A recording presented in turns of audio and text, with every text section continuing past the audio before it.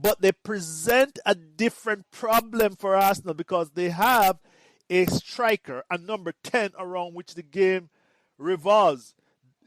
And just like he did this weekend, he got the other players involved just by being a threat.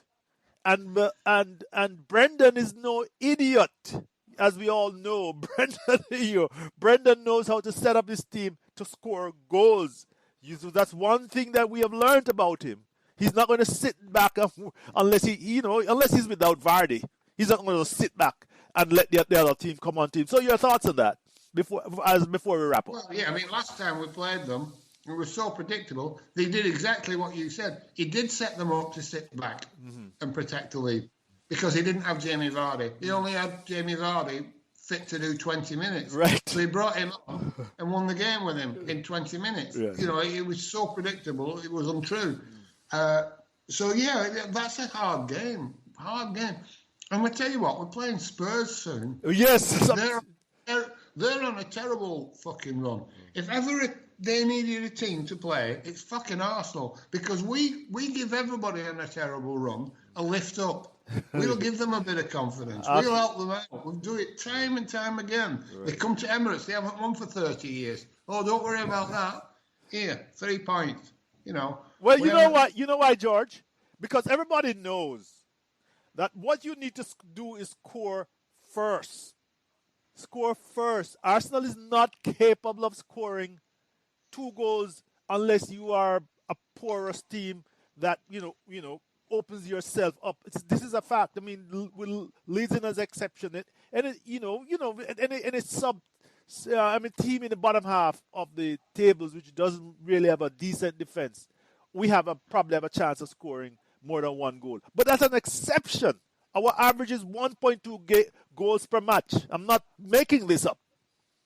Right? So if you're a coach, you score first if you can. Because we're not capable of scoring 2 goals. You set up your team to frustrate us. Yes. To be fair, every team has the intention of trying to score first. So it's not like, especially against Arsenal, they try to score first. Every team does. I mean, I saw it yesterday, Newcastle. Did they score first against United? Or it was the other way around. Oh, so I watched the game where it was 1-1. It was 1-1 before United ran away with it. A team scored first, and then they tried to hang on for the rest of the game. So, but my point is, George. My point is that the figures show that we are not a team that can score a lot of goals.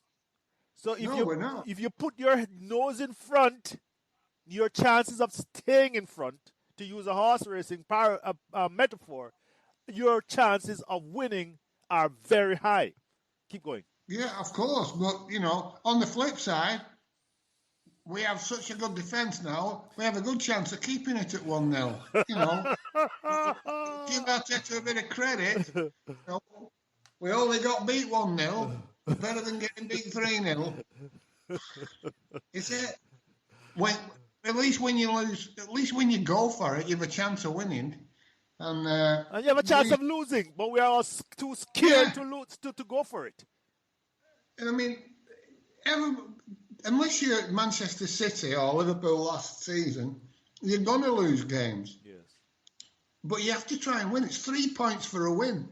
3 points for a win. You're better to win 2 and lose 1 than draw fucking 3. That's right, because you only get 1 point.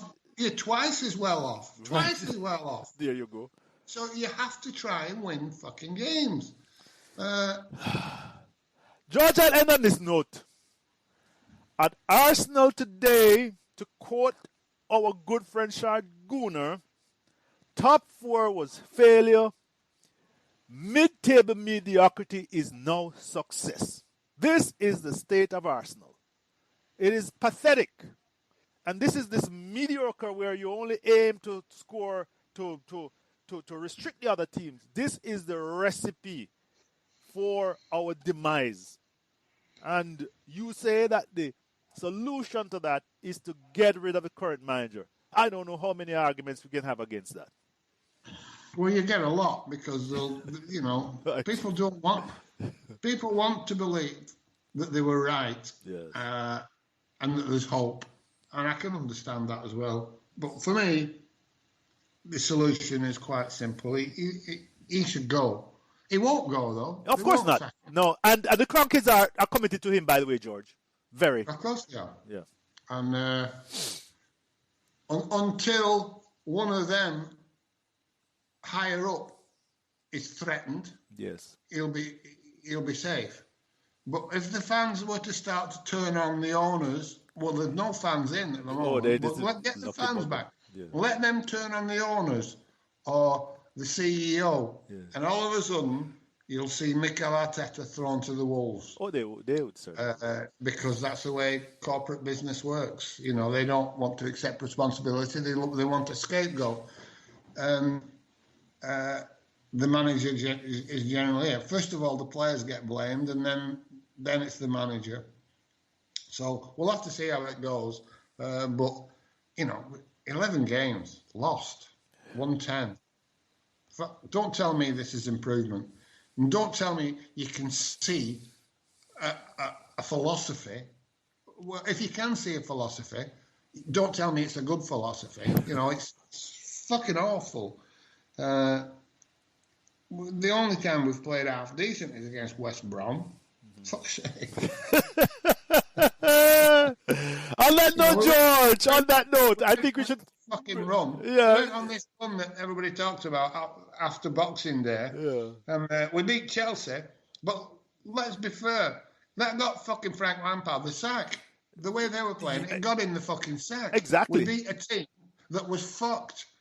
And are no improved. And then we beat fucking West Brom or somebody, and Christ knows who else it was. Newcastle, was it? I can't remember now who it was, but there wasn't a half-decent team in the fucking mix. And the only half-decent team was Chelsea, who happened to be playing so shit, they sacked the manager.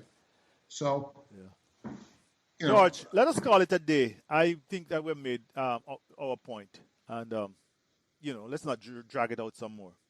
Thank you, George. it's been fun, hasn't it? Yeah, really. Oh, oh yeah. We. I'm sure those who are for the Arteta in. Oh, we are now the. Made everybody feel better. Yeah, we are now officially the mob, George. You know that. Yeah. Thank you, George. Thank you very much. All right. See you next week. Yep, my friend.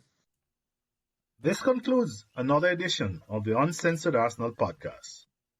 Show your appreciation by subscribing to our weekly podcast and by clicking the like button wherever you listen. Remember, at Uncensored Arsenal, we believe the Arsenal way is fundamental.